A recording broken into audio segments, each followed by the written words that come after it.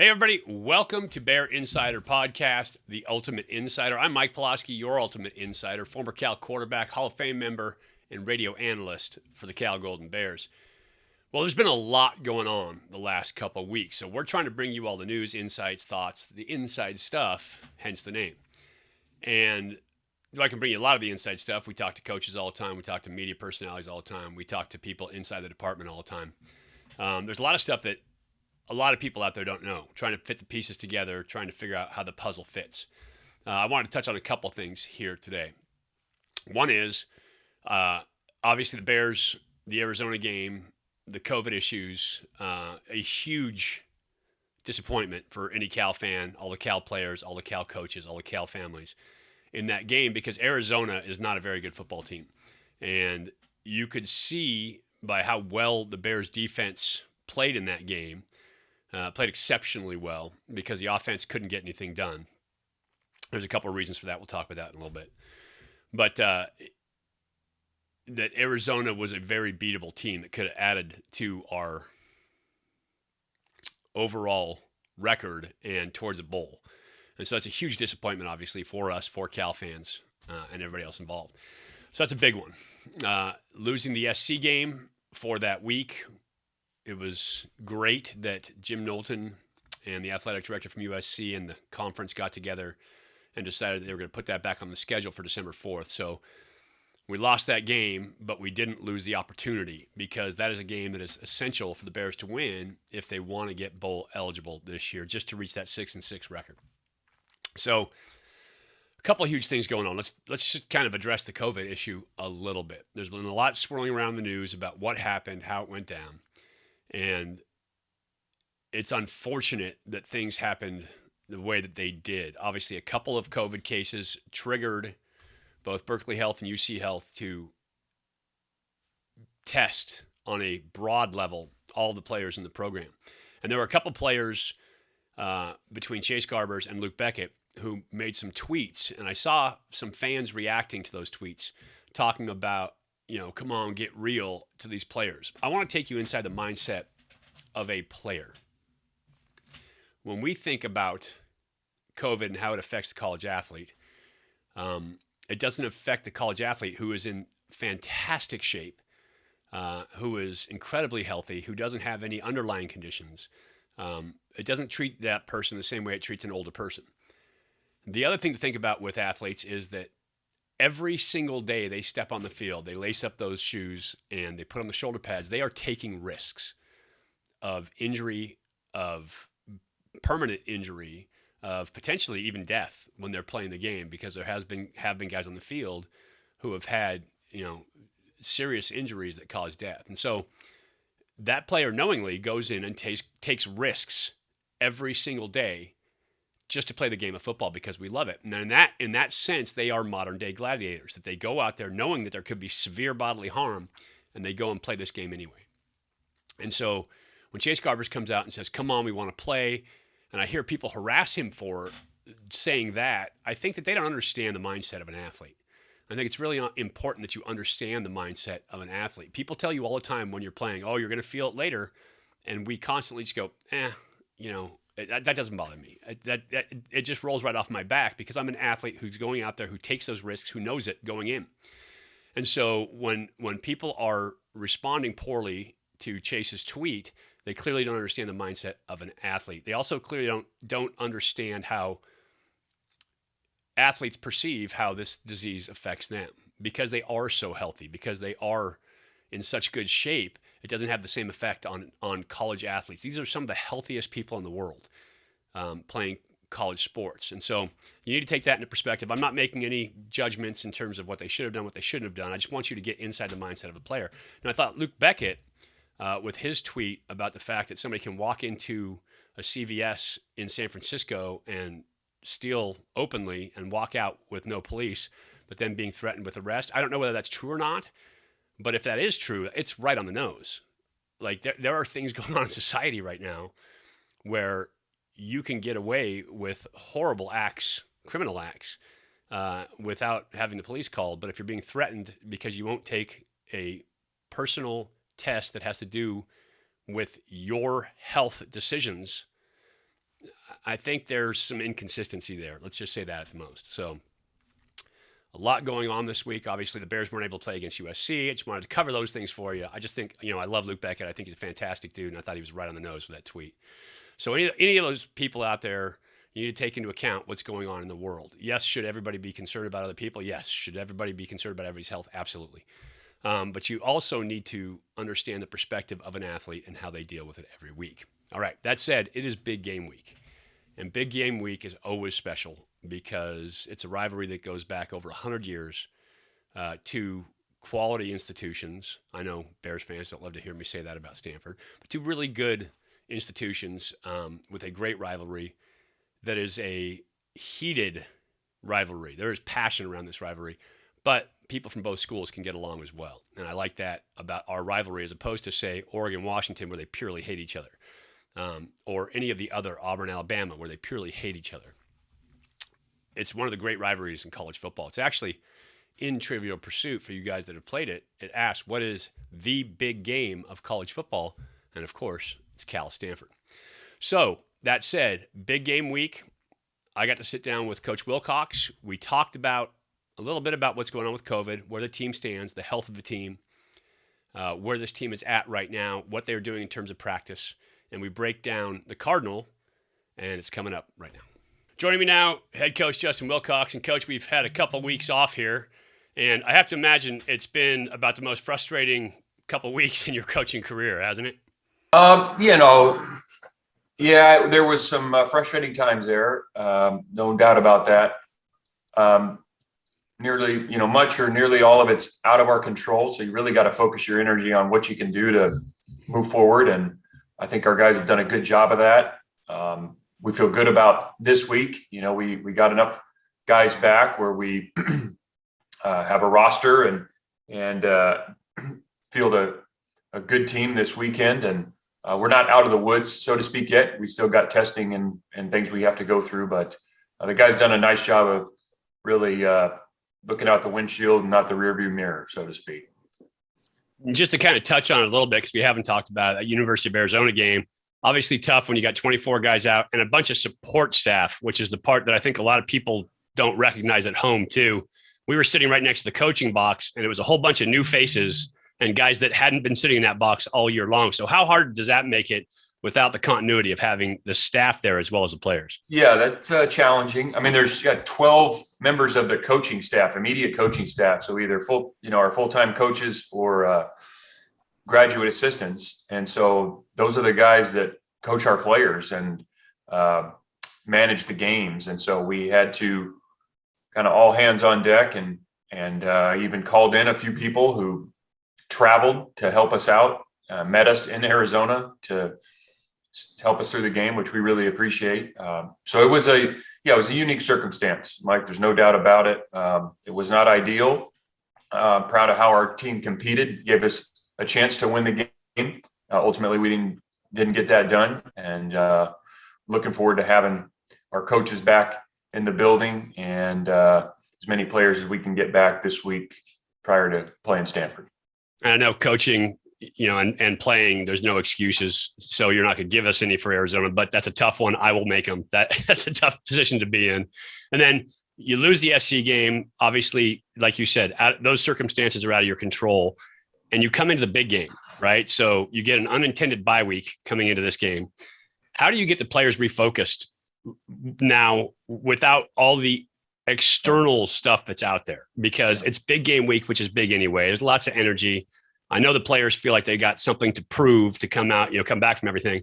So how do you contain that energy? You want to have enough of it for the big game, but you also don't want to be over the top with it.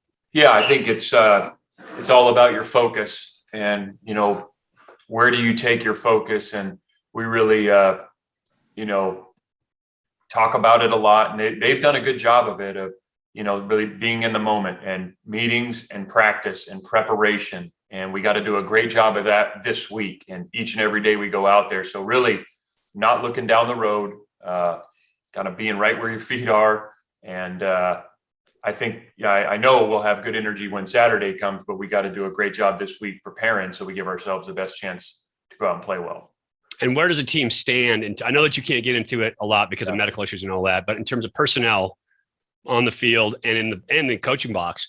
Mm-hmm. Are there any major losses? Are we mostly good to go? Where are we at? Yeah, we're in a good spot today. It's Tuesday, and we still have tests and things that we need to take this week. We'll have another set of testing before we play the game. And as of today, we're in a really good spot. I wouldn't say that everybody is back. I mean, there's a couple position groups that still are a bit thin, but we're in a place where we can go out and compete. And so that's better than we were a week ago. And so we're going to be optimistic about all of it. We're going to prepare like we always do. And if things change, then we'll need to keep our knees bent and adjust. And one of the big things, I mean, when you talk about preparation, obviously having enough bodies out there to practice as well. So you have enough guys in practice to go out and get ready?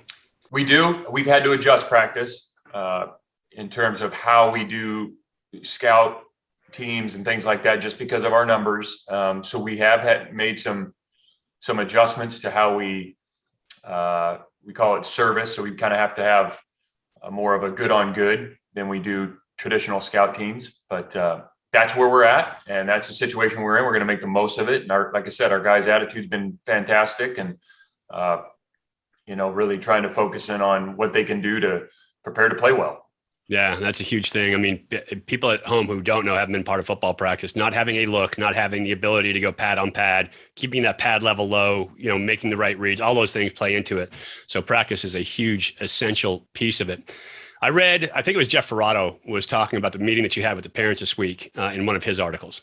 And I love Jeff's stuff. And he talked about, one of the quotes from you was about not being victims of a situation. And I love that it encapsulates the whole thing, right? Because when you become a victim, you're no longer in control, panic sets in, all those things happen, but you're trying to keep that victimhood mentality out. Talk about why that's so important. Well, I just think it seems to be, that mentality, once it creeps in personally or into an organization, boy, it's hard to get out of that. And we're all fortunate to be here and coach and play football at Cal.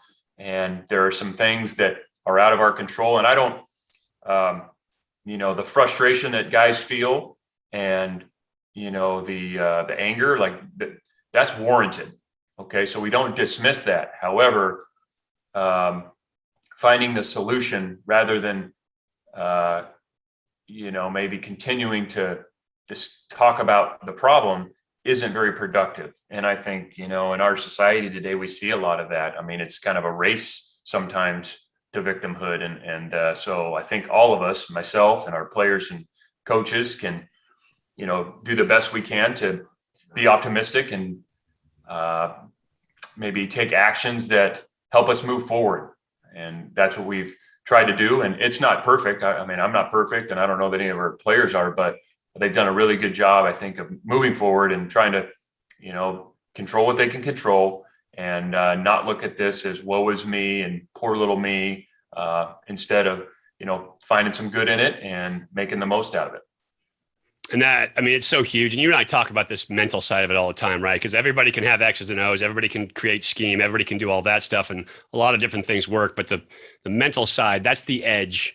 That's the difference maker between teams that show up and teams that play extremely well on Saturday, isn't it? Absolutely. And it's kind of how you approach things, how you respond to adverse times, whether it's during a game or maybe it's in your personal life or maybe it's in practice, who knows, but your response to that adversity and how you're going to look at it and, the decisions you make and, the emotions that you put forth. I mean, all those things matter. And we know it takes a lot of talent and skill to be good in football, but the attitude and your demeanor and all those things have a lot to do with it as well. Yeah, and that's also why it's not always just the fastest guy or the strongest guy who's the best football player, right? It's a guy who's the whole package, who has that mental toughness, the ability to focus on what's at hand. Speaking of what's at hand, big game this week. Tell me what you know about Stanford. Well, it's big game week, first and foremost, and we don't change our preparation from week to week, harder one week than another. We always try to prepare as hard and as thorough as we can, practice as hard and efficient as we can, and that won't be any different this week. But I do want the players to appreciate the big game and the history of the big game and the acts and all that comes with it. It's one of the beauties of college football, which makes it the greatest sport on earth. And, even guys that get a chance to play pro football, as you could attest, there's great venues, and, hopefully some of our players, a few, will get a chance to play pro football and maybe go play at Lambeau Field. And that would be really special. But the rivalries in college football, make college football what it is. And I want our guys to appreciate it. So we talk about it, and I don't want to hide from it. I want them to enjoy it. But the best way to enjoy it is by having a great week of practice so we go out and play well. Yeah, have a great week of practice and get a big win, right? That's always the big one. Yeah. You've been in a lot of these. So as a player, obviously you played in what was previously known as the Civil War. And so you were part of that game. You coached at Washington, that Washington, the Apple Cup is big, but the Oregon-Washington rivalry. So you've had, a couple of those. You've coached around the country. Tell me about big game experiences and where the big game stacks up for you. Well, it's as good and storied a rivalry as there is. I think we're at, 124 right now? 124 times this game has been played. Almost half of them are decided by a touchdown or less. You've got two great institutions who are prideful and unique in their own right. And so I think it just makes for a phenomenal rivalry. And then you add in the history of the game itself and the plays that have been made and the play and all that. It's one of the finest rivalries in all of college sports, and it's an honor to be a part of it. How, in terms of personality, just the thing that I love is that you go to all the other rivalries and they literally hate each other. Like they really don't like each other, but you go to the big game and these guys are having dinner together. They're working together, right? They're all social off the field. I think it's an intense rivalry. There's no doubt about that. And the bragging rights that go along with it, that's a big deal. People are prideful. Like I said before, Cal, our team, their team, our fan base and alumni and their fan base and alumni are prideful people. But I also think, people can shake hands at the end.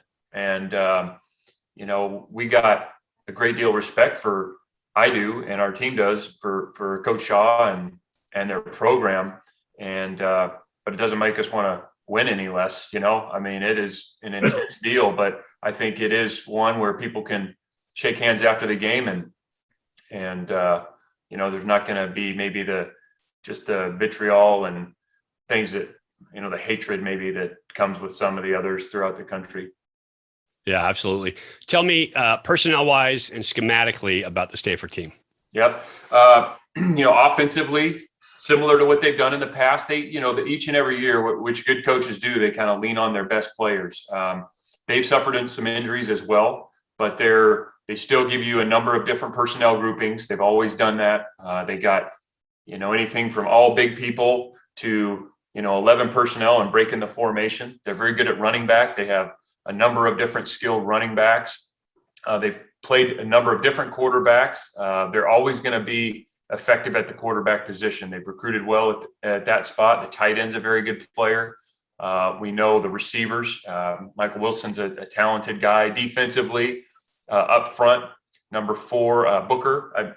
Thomas Booker, who's played a lot of good football for him. Reed, 90. Let's see, who am I missing here? So their front, as we know Stanford B, is always big and physical. Caillou Kelly's a very, very good corner. And so they got some playmakers there. They've been in some close games as well, a little bit like us, where there's, one score game, a bounce here or there, or a play here or there, and their record probably looks considerably different. Defensively, they are kind of a scheme team, loves to nickel and dime pressure, like give you different looks, twist, stunt, do all of that stuff. Offensively, what do you have to do to handle that kind of pressure? Yeah, well, they do. They're going to give you a number of different looks. They'll play 4 down and odd. They'll play single high safety and split safety. It's not like they line up in one thing. We'll have to do a good job identifying people and staying on them and having our answers in the run game when they do move. Same thing in the pass game. And then when we have our opportunities, we got to convert on them. If we can get it blocked up and create a crease in the run game, we got to hit it. And in the pass game, we get it protected and get the ball out to the right guy at the right time so we can make a big play. And they played the young quarterback last week, Patu. You happen to know family members, obviously, with having a Patu on your team and knowing Saul. Tell me, what does that do to their offense in terms of limiting their offense, in terms of how much they can put in? Well, I thought Ari came in, and he's a really good athlete. We know Ari well, as you can imagine, and he's still a young guy.